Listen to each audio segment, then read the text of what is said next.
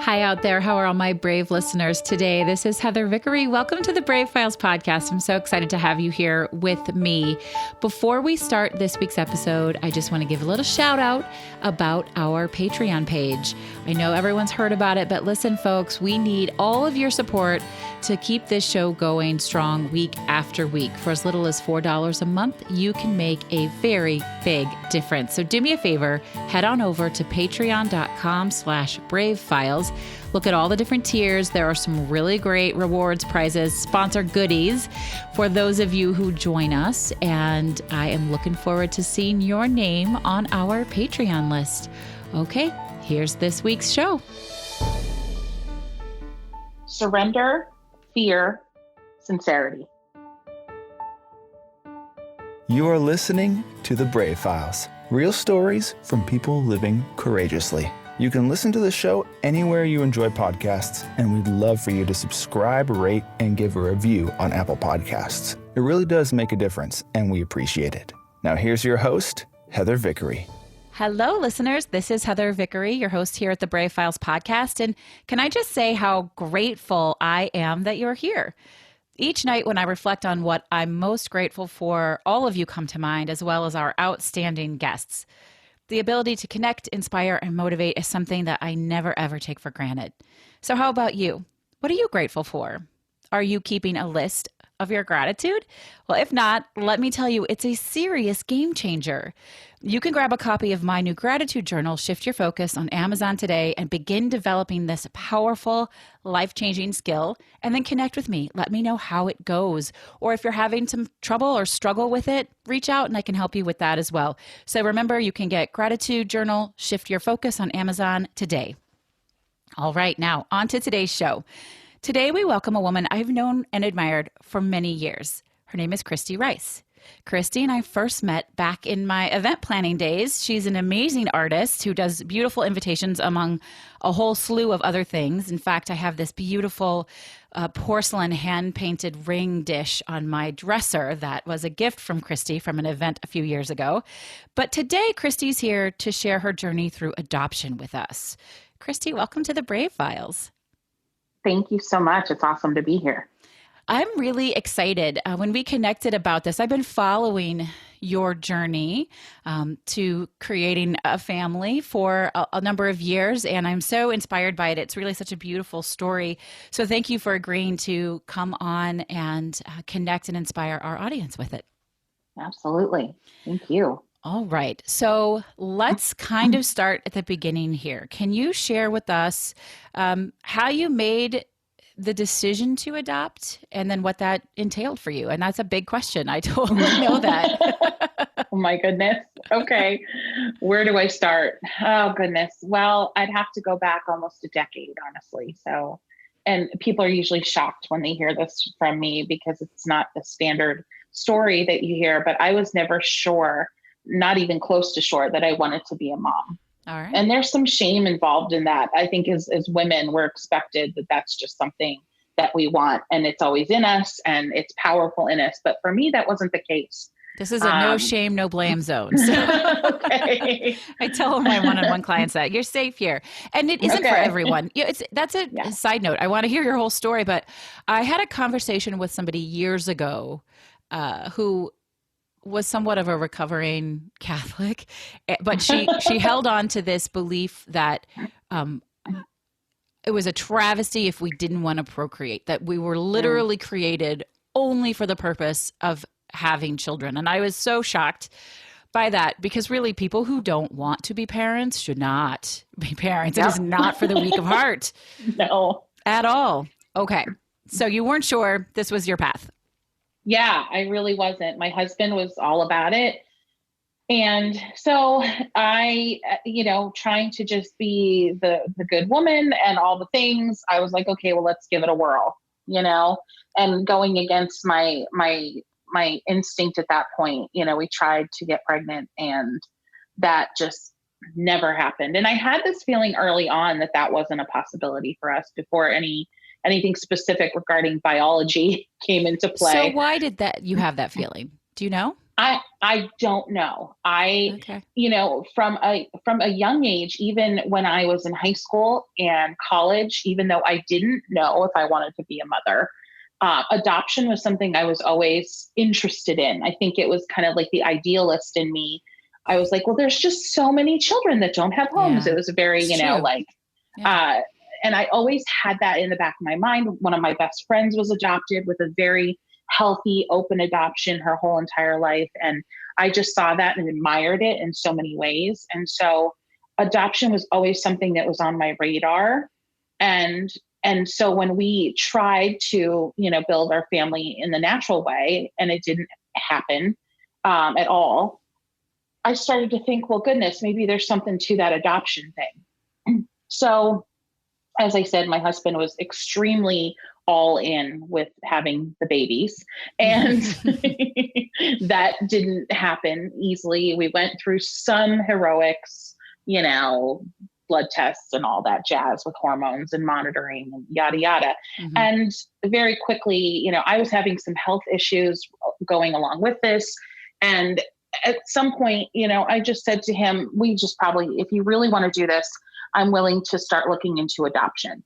Okay. And this was about a decade ago that we started looking into adoption. And So you had made the decision you didn't really want to go to too many medical extremes to get pregnant yourself.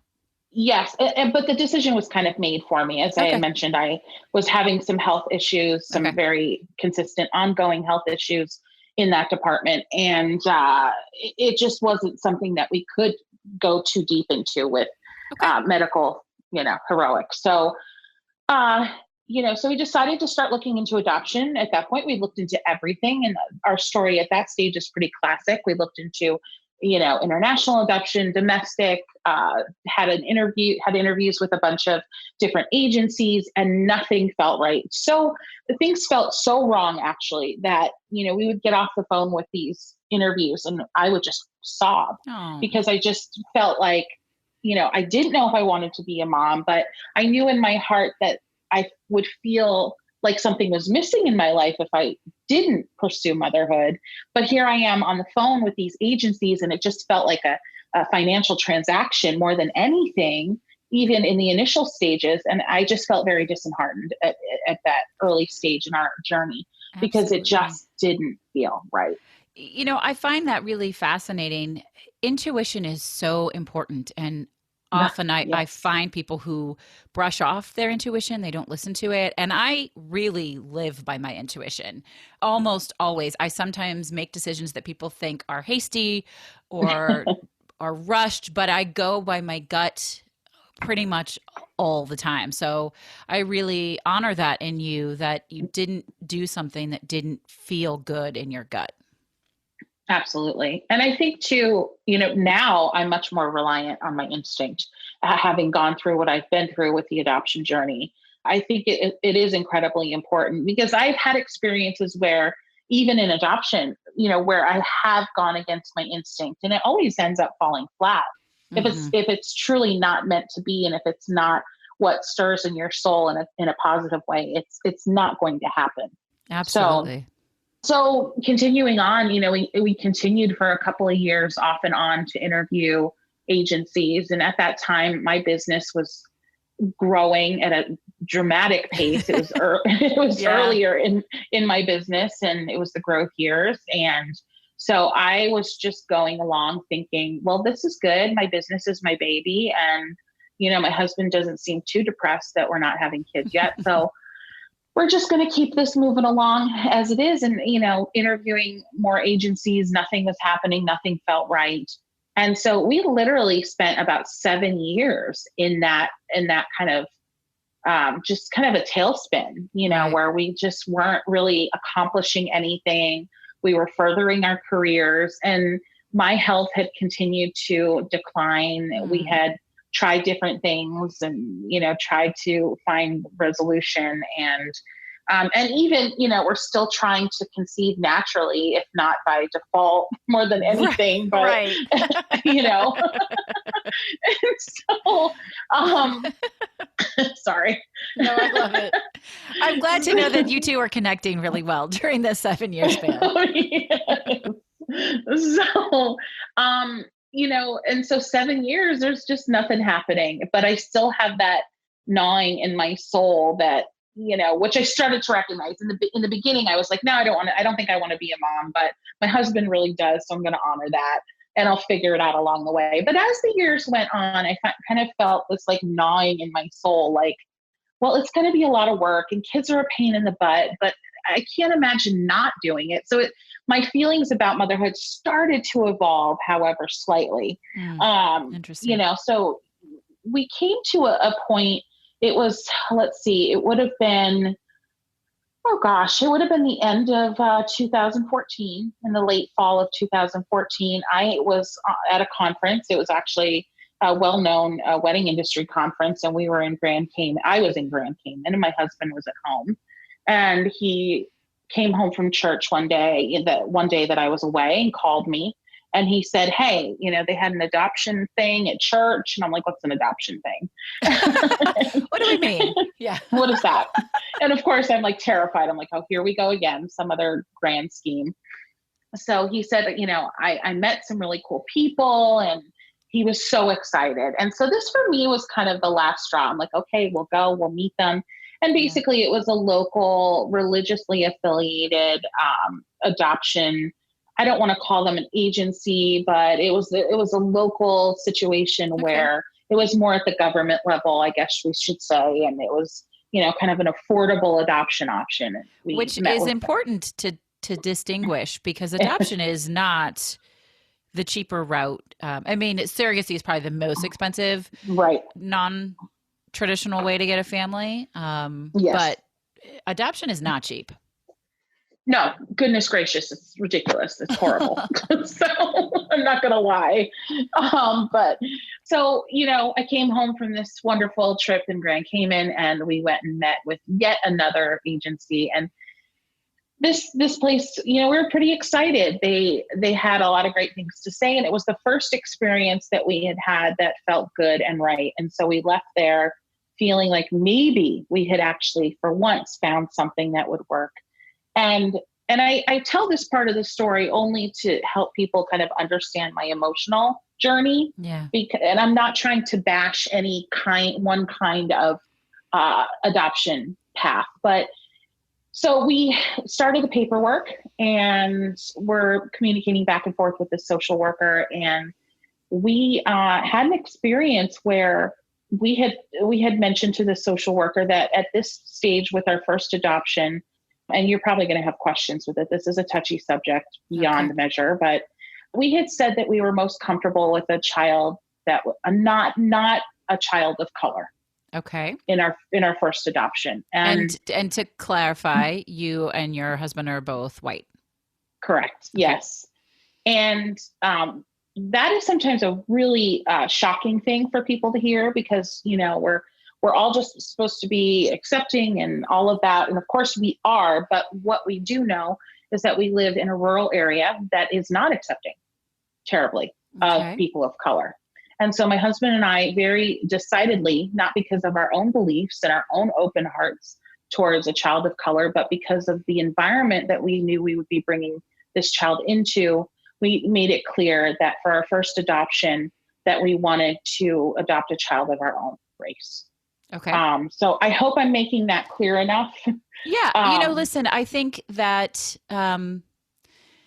it's difficult in most cases to stand in judgment of anyone in pretty much any situation, which people love to judge, but it is different. A transracial adoption comes with a whole level of additional responsibility specifically towards that child. And if you aren't in a position to take that on, I think that it's good to be honest about that.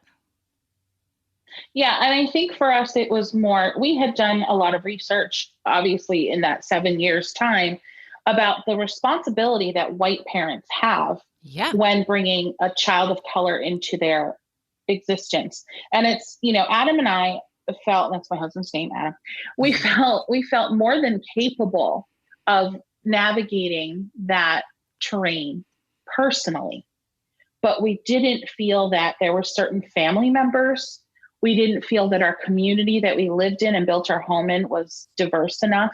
We didn't feel that at that time there were enough racial mirrors in our community for that child to grow up in a healthy environment, for them to understand their race and live in a way that was authentic to their race. And so that was really the matter for us. So the reason I'm diving into this part of it is because the social worker took that and twisted it in the worst way imaginable, and essentially called us a few days later and said that, she couldn't believe that we weren't willing to take a child of another race. And it was extremely sad for us because we were actually trying to be incredibly responsible. Mm-hmm. And for anyone out there who has ever looked into transracial adoption, it is actually the most responsible thing that you can do, is to not take a child of color into your home, knowing that your community and your outer circle environment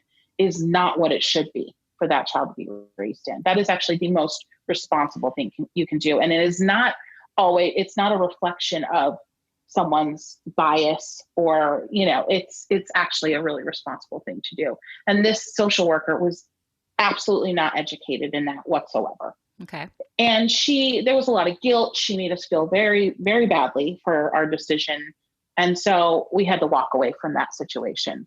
All right. And so that for us was like the last straw. Even my husband, we just felt like, we're believers, and we just felt like God was saying, nope, this is not for you. Stop it. Stop pushing it. Stop. And it was a very, very difficult time for him, for my husband, also for me, because I had just kind of stepped into that mindset of, I think I want to do this now for sure. And now you're ready and it's not working. Yeah. Yeah. The world is beating us down a little bit. So, Christmas came and went, and I had been in Facebook groups for folks looking to adopt for a long time. And long story short of it, something really miraculous happened in one of those groups in January of 2015. And I met a woman who I now call my adoption guardian angel.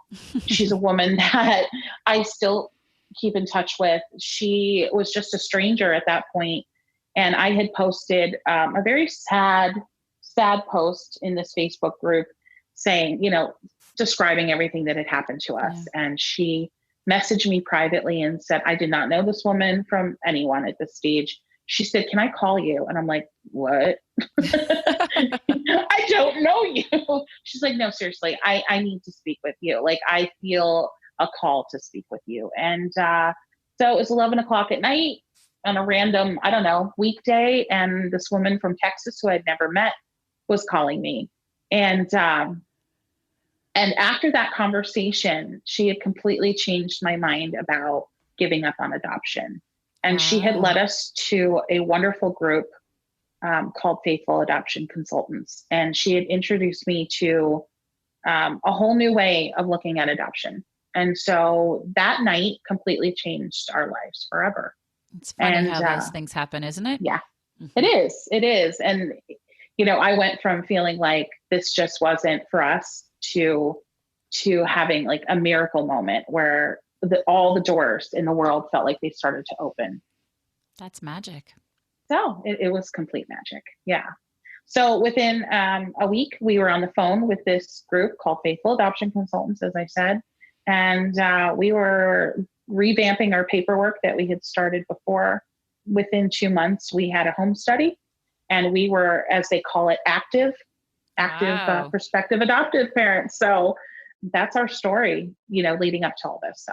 Yeah. Well, but of course that isn't the end of the story, because oh gosh, no. you did adopt. So yes, your son is Isaac, but that's not what you call him, right?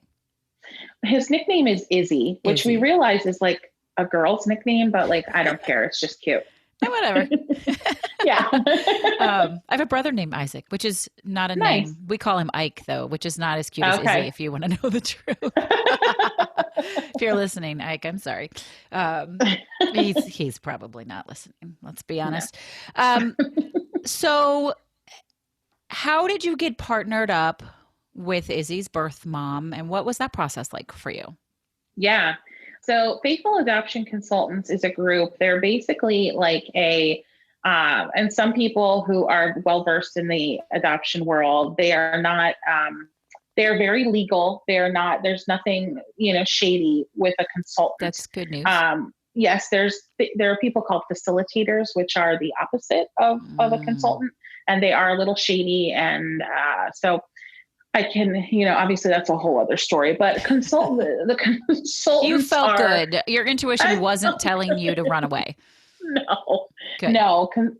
Consultants are basically a liaison. There are someone that kind of stands in the gap for adoptive parents, but also for birth moms. So they're someone that has the best interests of both parties in mind.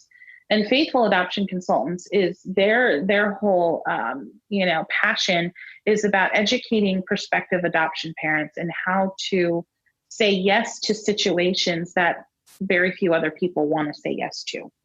Okay. So drug exposure, different diseases, different disabilities. Okay.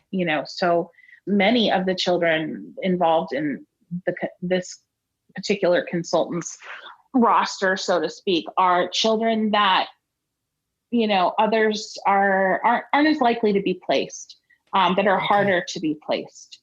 So we just we started this process with Faithful, and along the way you're presented with what they call situations, and it's basically you get emailed a PDF with an overview of the birth mom and her situation and her health and her wellness and her needs at that time, financially, and so on and so forth. And we spent about 3 or 4 months receiving situations. Some we would say yes to, some we would say no to.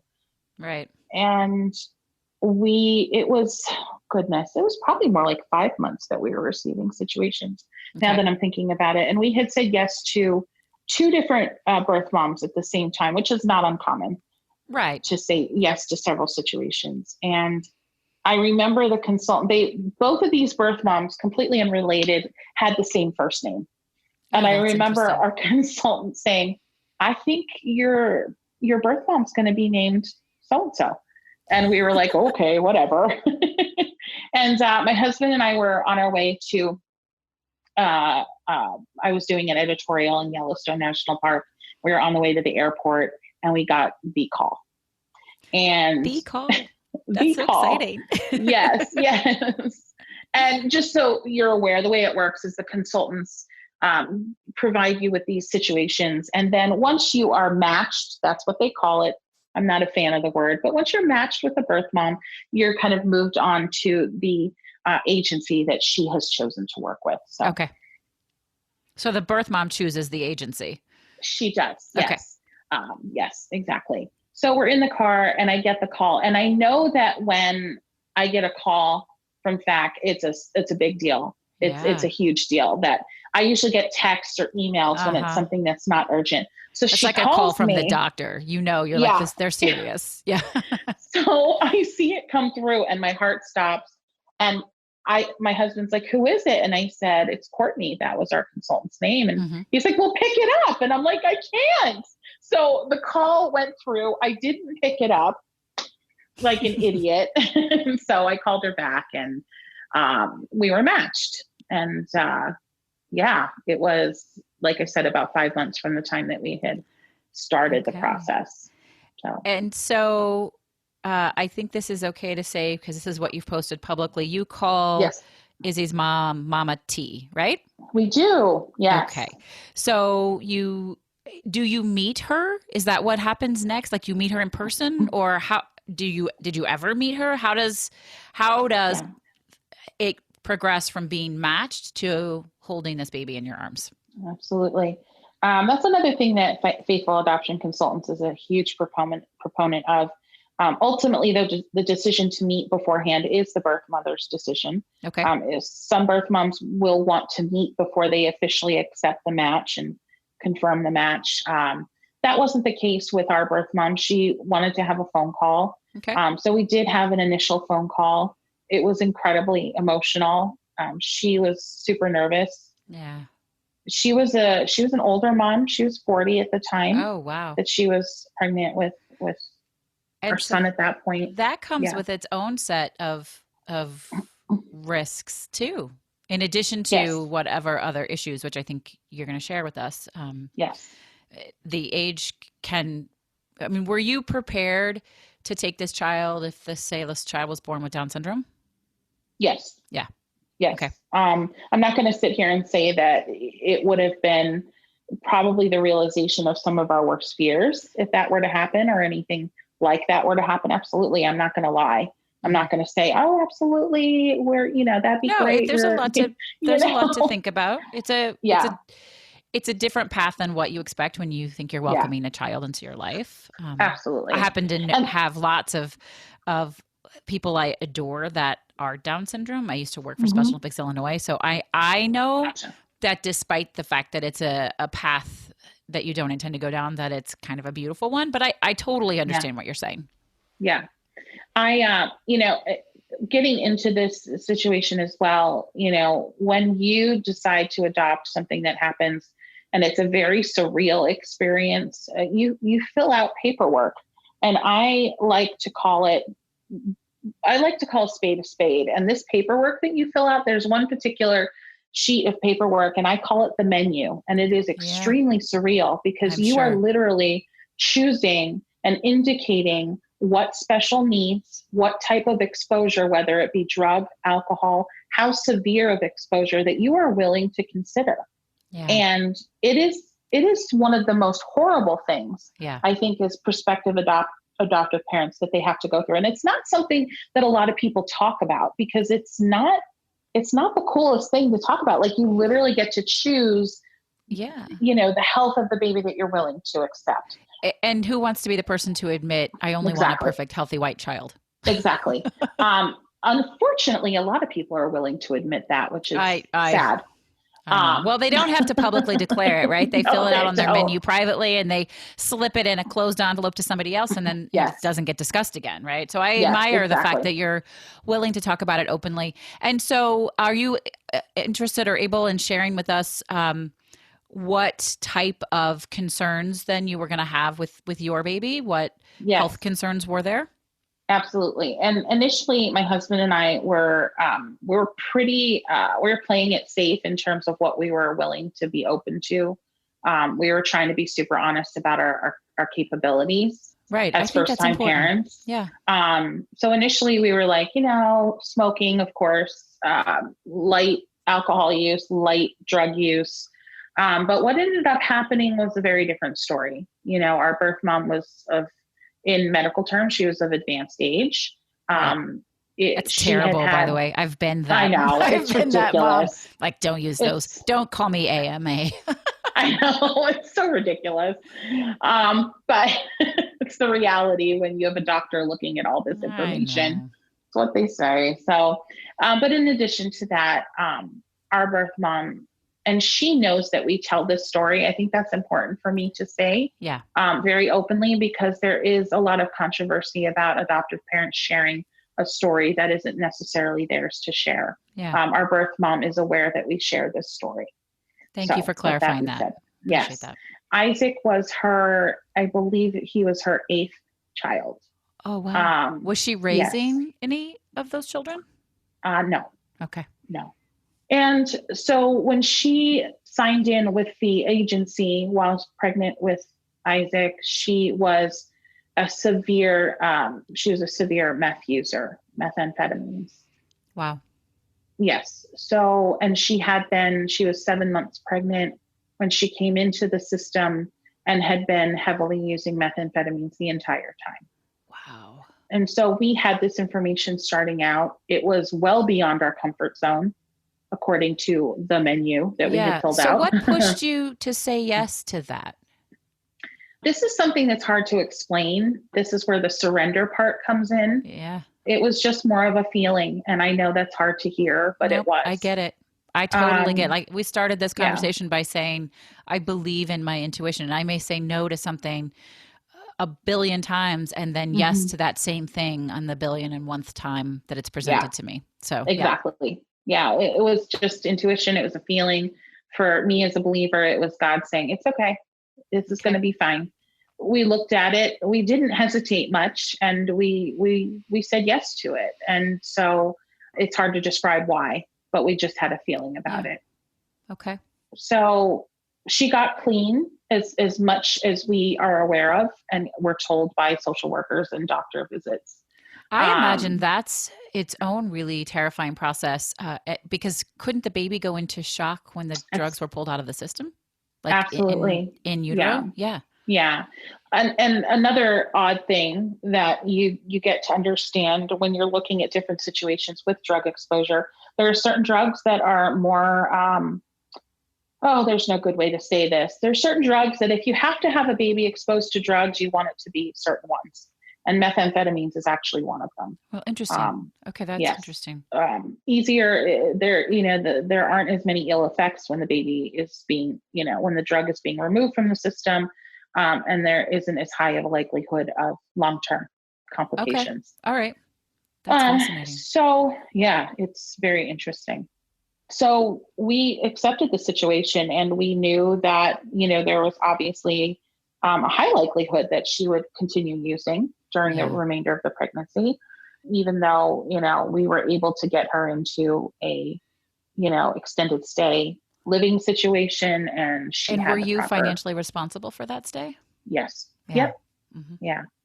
And so, yeah, that was, all along we had about 4 months with her, or 3 months with her. I was like, wait, I'm doing that. It is more like 10 months, but still. It is. Yeah.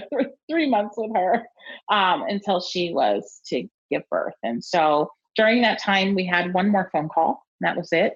And then the plan was to, there's something that's called a birth plan or hospital plan with adoption, where the social worker sits down with the birth mom and specifically asks her, do you want the prospective adoptive parents in the room? Mm-hmm. Do you want them? There's a whole series of parameters that obviously she has every right to choose. Yeah. So it was planned that we would meet her several days before she was having a C-section. So several days before the C-section. Okay. And so we did finally get to meet her.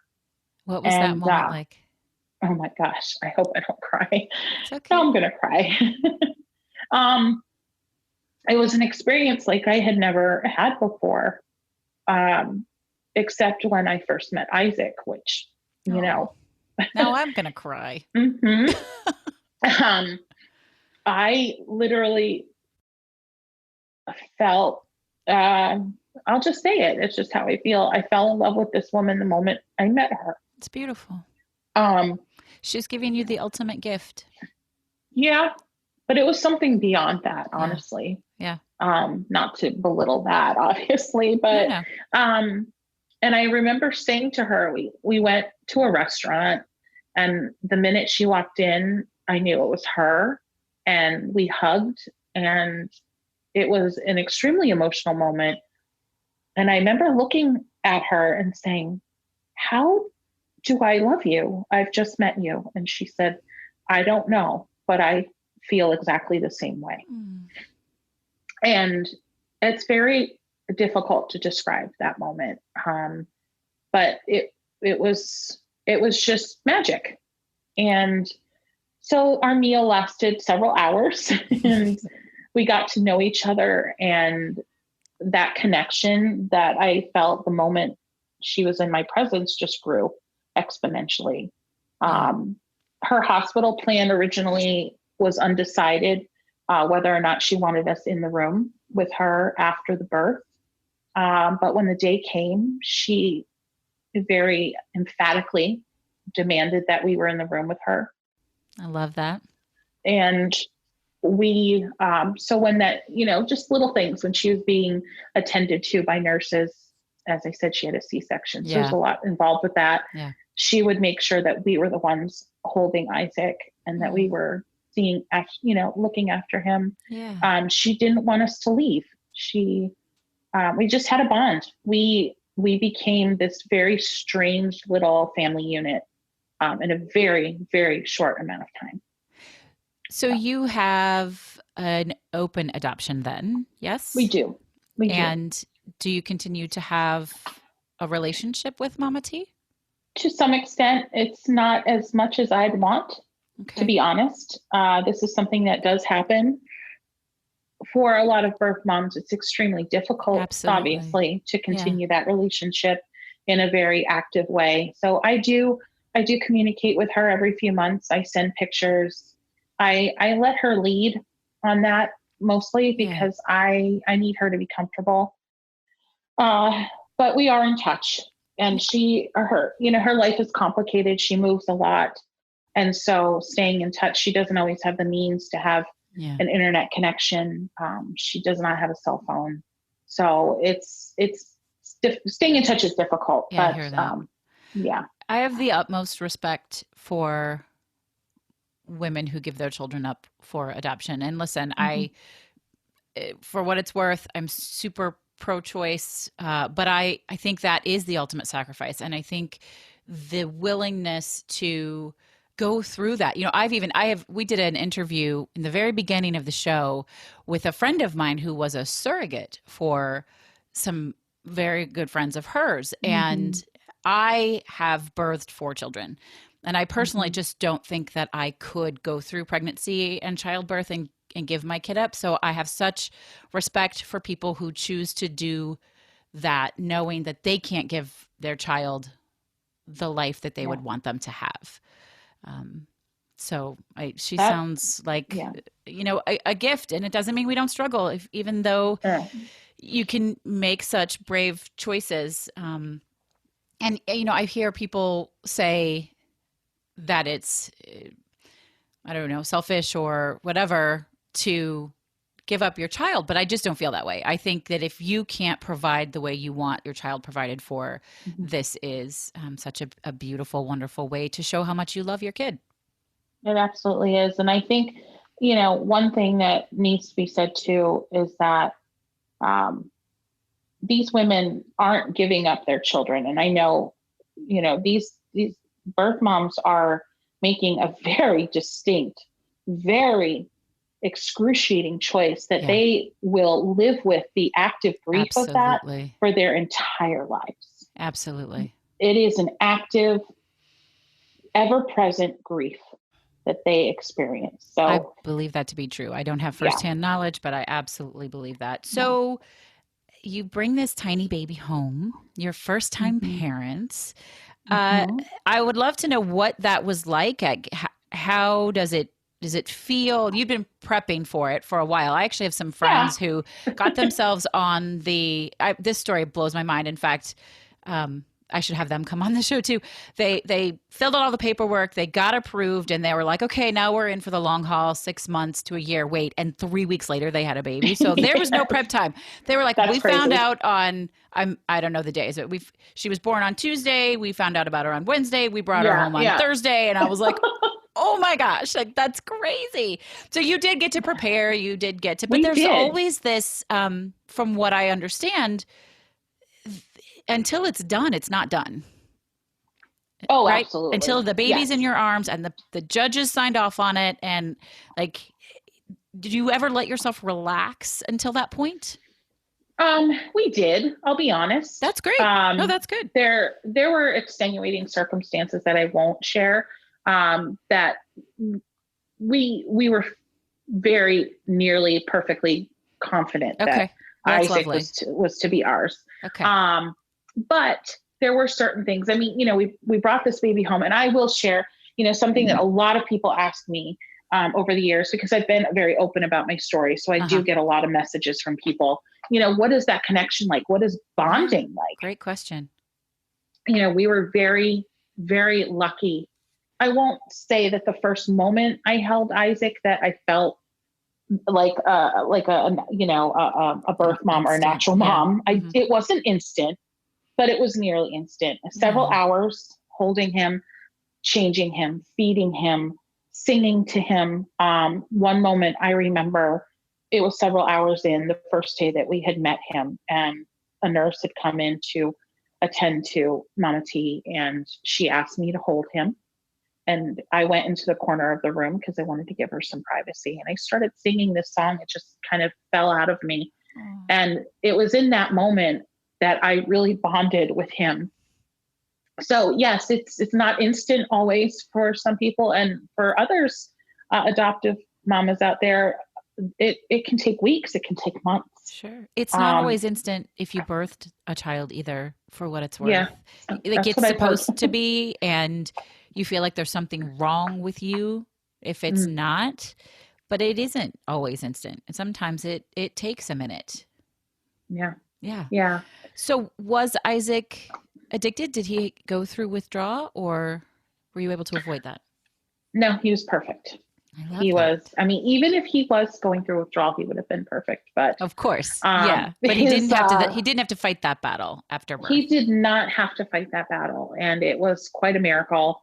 The doctors and nurses were shocked. He was a great sleeper from day one. Nice. Lucky you. I know. The first night we brought him home, now home being our Airbnb apartment in Houston, the first night we brought him home, he slept for 4 hours straight. And I woke Wow. up startled, like, oh my gosh, what's wrong with Is this he okay? child? Yeah. Right. He was a great eater. He was a great sleeper. And these are all things that are completely unexpected with a child that's been exposed. So, Or a newborn baby, period. or a newborn baby, period. Exactly. Yeah. So, yeah. So I wonder how, if at all, does being an adoptive parent affect your parenting decisions and interactions and your role as a parent? Well, that's a huge question. I think it definitely affects, for me, it affects everything, honestly. I think a lot of adoptive parents want it to not. I think that once they're into it for a couple months, they want it to feel and look like, from the inside and the outside, that everything's just natural. Right. And just as if they had birthed this child. But for me, it's important for there to be, I want it to feel right, and to feel, obviously Isaac is integral to our family, and I might as well have birthed him. That's how I feel about that. Yeah, of course. But I am never unaware of the fact that I am not his first mother, nor will I ever be. Yeah. And that he has two mamas, and he will always have two mamas. And I never want him. There is going to be natural grief that when he is old enough and he understands the levity of his birth story, there will be natural grief, unavoidable natural grief that he will experience. That is not lost on me. Yeah. So on a day-to-day basis, I do what I can to make it a reality that, that Isaac be aware. He's 3 now. And he knows that he has two mamas. He knows about Mama T. And it is important that he will always understand the love that he came from and the sacrifice that he came from. And that's beautiful. And so I'm fiercely protective also of him in family situations. Sure. In making sure that people understand how to speak about adoption in a healthy way. And so that is something that is ever present for me as a mother.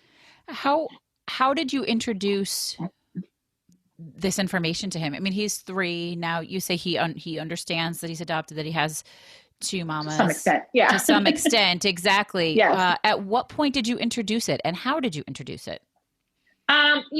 We've done the classic. We have all the books. There's a ton of books out there that you can read to children that help them understand being adopted.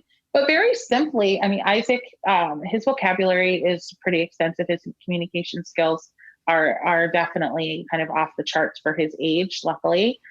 We've always talked to him like a little man. And so, we've just very simply laid it out for him that he didn't grow in my belly. He grew in Mama T's belly. And that he has this whole other family besides us that love him and think about him and have pictures of him.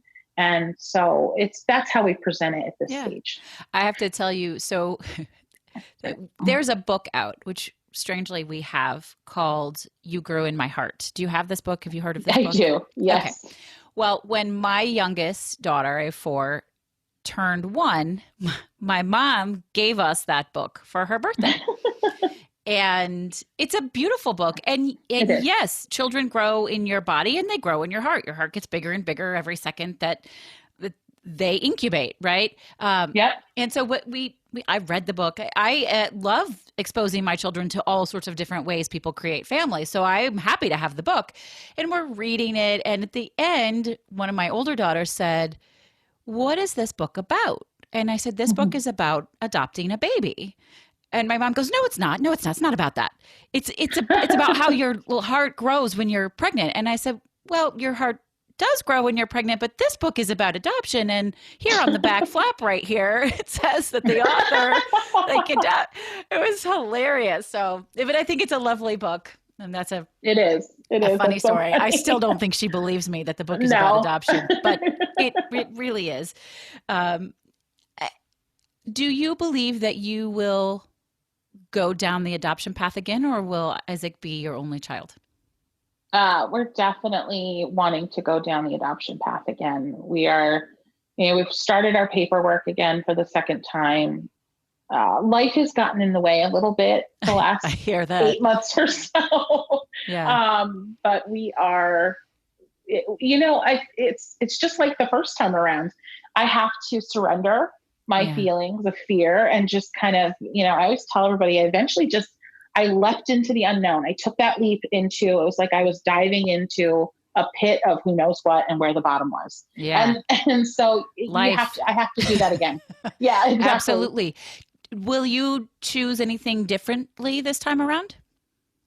So, I touched on this a little bit when we first were chatting here today, and the question of race has definitely been something on both my husband and my heart.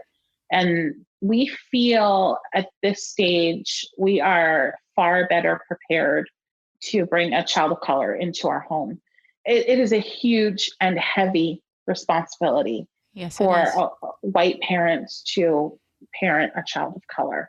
And just to be clear, at least from my perspective, so let me know if this is your perspective, that responsibility isn't because it's hard on white folks to raise a Black child. The responsibility is to honor the history of your child of color. Absolutely. And to help them grow into themselves in the world safely.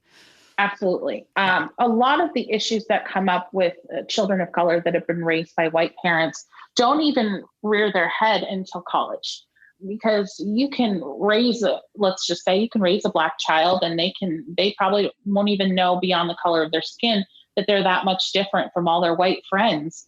They won't feel that potentially until they get into these smaller, more intense communities in college. And all of a sudden your Black child goes to college. They don't fit in with the white kids anymore, and they don't fit in with their Black, Black. I happen to have several friends who have transracially adopted, and they share with me though that the race thing comes up a little bit more regularly, and in microaggressions in school, and there are lots of things to consider without a doubt. So what has changed for you other than you feel more equipped to raise a child of color? Has anything else shifted that this is something you now are looking to do? Yes. And this is by design. This is something that we've definitely had many conversations with our inner and outer circle family and friends. We've had very difficult conversations along the way in preparing them for this choice that we are ready to make. We've taken a hard look at our community, our schools. It's incredibly important for a child of color to have racial mirrors. So that absolutely, seeing other folks of their same skin color in positions of power, in positions of status, in positions of education. So, choosing a Black doctor, or, choosing to put them into a school where they have plenty of mirrors of children their own age with their own skin color. So that has been incredibly important. So yes, we've looked at our community, we've looked at our church, we've seen the community grow there, and we've seen our schools, becoming much more diverse over the last 3 years. And so there have been, while it's obviously, yes, as parents, we need to be mentally ready, but it's more about, honestly, our child's physical environment, or it's just as much about our child's potential physical environment. Absolutely. Yeah. So that Absolutely. that has definitely evolved. Well, that's exciting for you. Yes. Probably a little stress inducing also, but lots of excitement hopefully headed your way with that. I love that. Yeah. So, how do you, and I love this as a family, and you have a 3-year-old, how do you all celebrate? How did you celebrate when Mama T matched with you, when you got this little baby and you brought him home, Yes. when he does all of his cute little firsts? How do you celebrate? Yeah. A little differently than a lot of adoptive parents, honestly. When we first were matched, I planned a gender reveal as a Okay. way to celebrate with my family. I actually asked our consultant, because at that point we didn't know the sex when we first matched. So I knew that the appointment was coming up in about a week from the time that we matched. So I asked my consultant to only tell me if Okay. it was a boy or a girl. And so I planned a surprise gender reveal for our family. So that was a super fun way. Fun. And it was, Yes, it I was love that. a way for the family to start the bonding process. We don't celebrate, and this is by design. Some people, I'm sure you've heard of the gotcha day. Right. It's the day that, the papers were officially signed Yep. in his birth state. We do not celebrate a gotcha day. Okay. It is just something that we feel really firmly about, that day is actually in a lot of ways, and mostly so here's the thing. As a family, Adam and I and Izzy, we have so much to celebrate and so many Yeah. opportunities to Yeah. celebrate our familyness. I actually believe in a lot of ways that gotcha days are a little tragic in a lot of ways. It is the official end of one relationship and one bond in a lot of ways. And Sure. I so can hear we that. don't celebrate that. So, and I don't look down on anyone who does. I've seen some beautiful, respectful gotcha days celebrated in different ways. But for us, we're just going to leave the celebrations to, all the other days of the year. So, what kind of ways do you celebrate the little fun things that happen day to day? Oh gosh. I mean, I'm big about celebrating, so Me too. I look for any excuse, we celebrate big stuff. I throw Izzy really elaborate, insanely beautiful birthday parties Why does this not that, surprise me? yeah, that my husband, he's like, "Are you serious? You're going to do this again?" And I'm like, yes, I am. But the little stuff too. I mean, we make everything a celebration with Isaac, if he counts to 5 for the first time, or if he, goes on the potty, which these are all the things that are happening right now, Yes. we'll go out to dinner, we'll get him an ice cream for dinner and, do stupid stuff like that. Yeah, So I I love don't know. it. Yeah. I just think that celebration is such a powerful, important part of life, and that a lot of folks either don't take the time to do it or don't take the time to notice that Yeah. they do it. And when you celebrate and you acknowledge that you are celebrating, it gives you this wonderful energy and motivation to Absolutely. push through into new and exciting areas. So I I love agree. celebration. That's why I talk about it in every episode. I think it's really powerful. I love it. Kristy, what's your favorite charitable organization to support? I actually, and it's probably no shock, but the Archibald Project is something that I am extremely passionate about, and Mhm. it's run by a couple, Nick and Whitney. They actually have just adopted a sibling set of 3 Wow. in the last few months. Yes, they were. I hope I get this story right, and I should because I've been following it like a crazy person. But they were in Africa for many months, Mhm. waiting for the adoption to be finalized.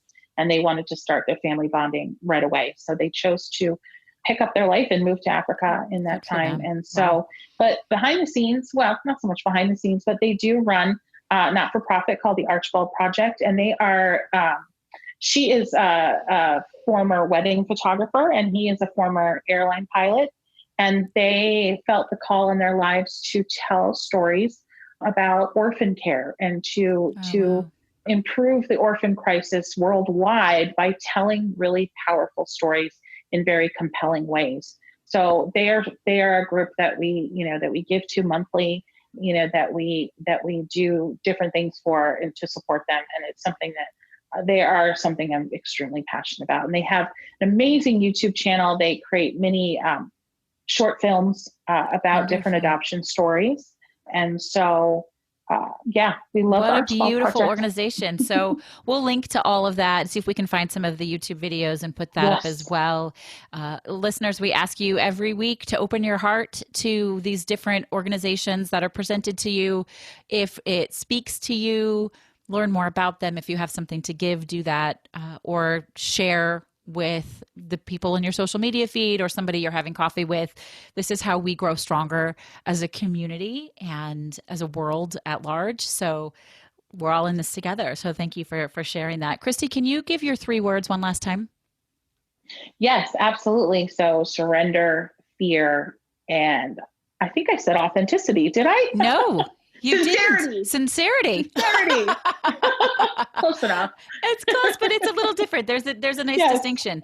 I just for 1 second want to talk about, you didn't, interestingly enough, mention the fear that goes through this process. I feel like it's sort of is assumed, but what kind of fear really sat with you most throughout this process? My answer is twofold for that one. I had the natural fear of, before I became a mother, I considered myself a very selfish person.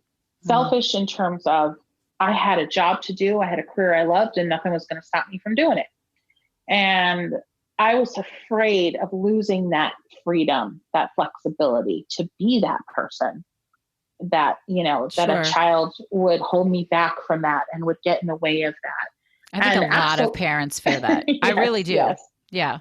Yes. And that fear, absolutely, that fear is going to be realized. Of course, they're going to get in the way. But what changes, I think, for so many of us when we do become parents is it doesn't become something that you hate or regret. It just, you change, your perspective change, your priorities change. That's right. I work smarter than I've ever worked before in my life. And I am so grateful for it. Big change, so right? For it. Absolutely. Yeah. I can get done in 4 hours now. It used to take me 9.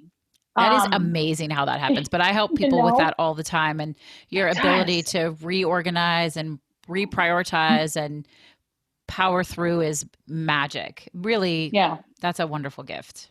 Absolutely. The other aspect of fear that came much later in the process after we were matched, I had a very haughty sense, a very self-righteous sense of the type of person I was and the privileges that I had. And when I met Isaac's birth mom and I listened to her story and I bonded with her and I realized the path that led her to making this decision that she made.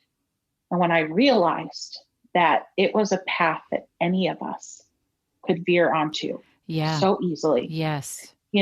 So many of us, we don't like to think this way.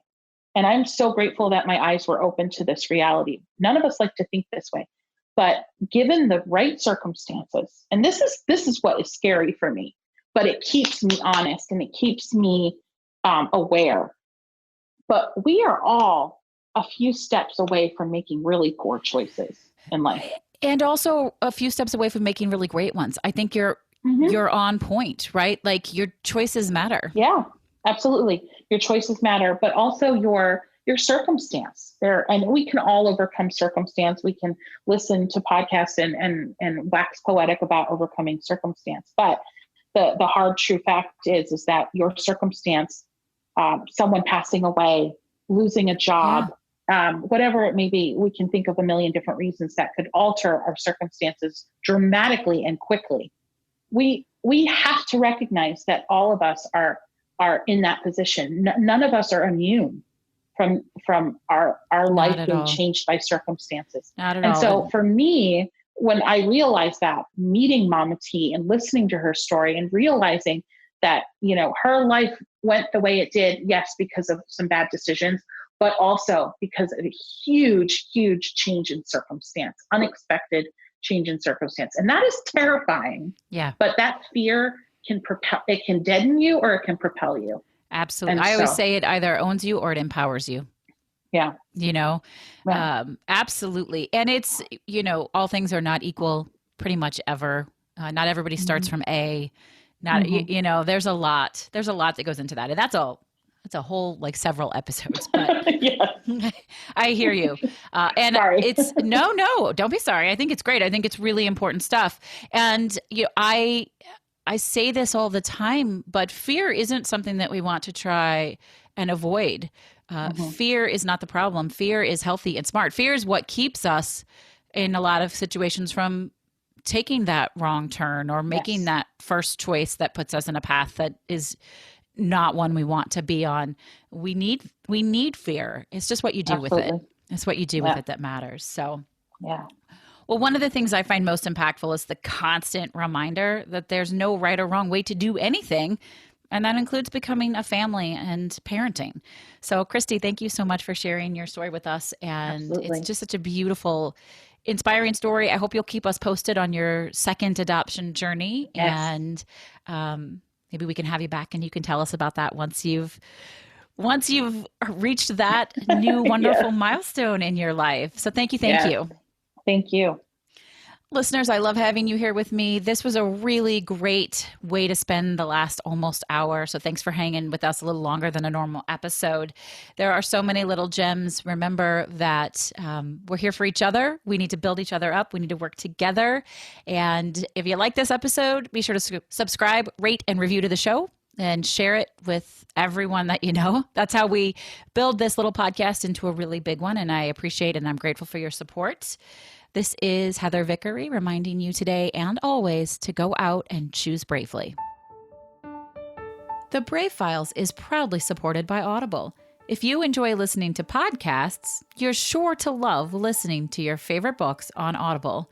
Get your free 30-day trial complete with a credit for a free audiobook download today simply by visiting audibletrial.com/thebravefiles. Again, that's visiting audibletrial.com/thebravefiles. Thank you for listening to The Brave Files. Be sure to visit thebravefilespodcast.com to access the show notes and discover fantastic bonus content. Music composed and produced by Matt Lewis of Union Music, LLC.